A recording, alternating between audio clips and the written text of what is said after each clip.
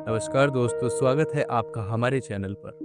तो शुरू करते हैं एक और राजनीतिक किस्सा। सन 1951-52 भारत अपने पहले आम चुनाव की दहलीज पर खड़ा था। देश आजाद हो चुका था, लोकतंत्र की पहली परीक्षा होने जा रही थी और इस परीक्षा में पंडित जवाहरलाल नेहरू के नेतृत्व में कांग्रेस पार्टी पूरे देश में आंधी की तरह चल रही थी। नेहरू की लोकप्रियता चरम पर थी।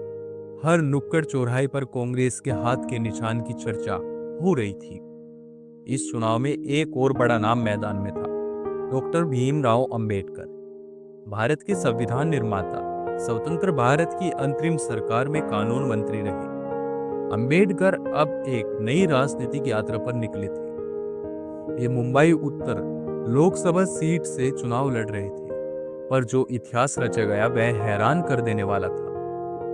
अंबेडकर एक दूध बेचने वाले उम्मीदवार से हार गए। लेकिन सवाल यही है, क्या यह महज एक हार थी या फिर इसके पीछे एक सोची समझी राजनीतिक रणनीति थी जिसकी धुरी पर खड़े थे खुद नेहरू।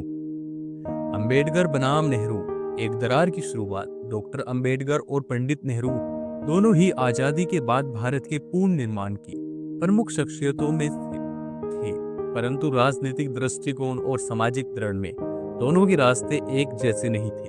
अंबेडकर जहां निचली जातियों के उत्थान को अपनी प्राथमिकता मानते थे, वहीं नेहरू कांग्रेस की एक व्यापक समावेशी बट अक्सर अस्पष्ट राजनीति के पक्षधर थे। आजादी के कुछ वर्षों बाद ही अंबेडकर ने कैबिनेट से इस्तीफा दे दिया। कारण सरकार की नीति निर्माण में अनुसूचित जातियों की अपेक्षा और सामाजिक सुधारों को प्राथमिकता न मिलना। अंबेडकर ने कहा था, इस आजादी का मतलब इन शोषितों के लिए क्या रह गया है? वही पुराना अन्याय, वही घिसी पीटी व्यवस्था। यहाँ से अंबेडकर ने कांग्रेस के विरोध में खड़े होकर शेड्यूल कास्ट फेडरेशन के जरिए एक वैकल्पिक राजनीतिक मंच तैयार किया। उत्तर मुंबई का चुनावी रण, दूध वाला बनाम संविधान निर्माता। उत्तर मुंबई से अंबेडकर ने चुनाव लड़ने का फैसला किया। उधर कांग्रेस ने एक अनजान नवोदित उम्मीदवार सदोबा काजोलकर को उनके खिलाफ उतारा। वह पेशे से दूध वाले थे, राजनीतिक अनुभव शून्य के बराबर था। फिर भी वे कांग्रेस के टिकट पर मैदान में उतरे और नेहरू की पूरी ताकत उनके पीछे खड़ी हो गई। कहा जाता है कि नेहरू ने स्वयं 2 बार मुंबई का दौरा किया। चुनावी रैलियों में उन्होंने अप्रत्यक्ष रूप से अंबेडकर की आलोचना करते हुए कांग्रेस की विचारधारा को सर्वसमावेशी बताया। जनमानस में कांग्रेस का प्रभाव इतना गहरा था कि काजोलकर, जो राजनीति में नए थे, अंबेडकर को 5374 वोटों से हरा गए। इस हार के बाद मराठी पत्रकार पी.के. आंत्रे ने एक टिप्पणी की जो लंबे समय तक याद की गई। उठे संविधानकार, कुठे ताक दूध वाला। कहा संविधान निर्माता और कहा मक्खन बेचने वाला। क्या नेहरू ने अंबेडकर को हरवाया? नेहरू ने अंबेडकर के खिलाफ खुलकर कुछ नहीं कहा, लेकिन राजनीतिक संकेत और रणनीति ने बहुत कुछ बयां किया।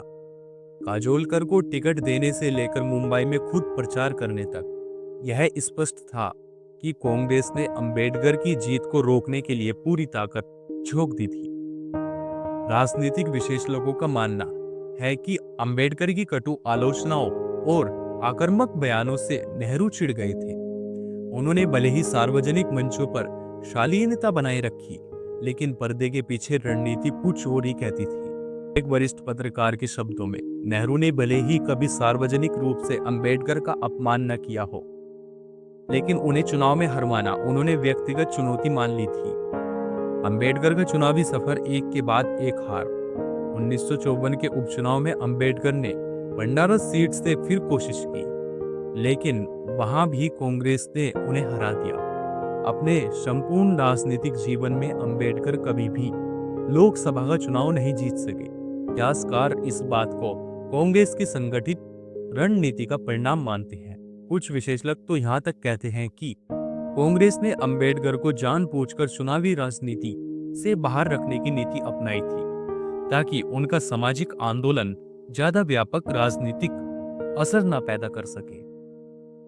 कांग्रेस की प्रचंड लहर और लोकतंत्र की विडंबना। इस चुनाव में कांग्रेस पार्टी के 28 मंत्री हार गए थे, लेकिन एक दूध वाला जो नेहरू की शय पर मैदान में था वह जीत गया। यह लोकतंत्र की ताकत भी थी और एक तरह की रणनीतिक विडंबना भी। इतिहास यह जरूर मानता है कि संविधान निर्माता को भारत की जनता ने नहीं बल्कि उस समय की राजनीतिक धारा और सत्ता की चतुराई ने हराया। इतिहास यह सवाल बार बार पूछता है, अगर नेहरू ने राजनीतिक उदारता दिखाई होती तो क्या अंबेडकर भारत के लोकतंत्र में एक अलग मुकाम हासिल कर पाते? क्या उन्हें जानबूझकर हाशिए पर रखा गया? अंबेडकर की राजनीतिक हारों ने भले ही उन्हें संसद में प्रवेश से वंचित रखा हो, लेकिन उनका विचार, दर्शन और संविधान में योगदान आज भी भारत की आत्मा में रचा बसा है।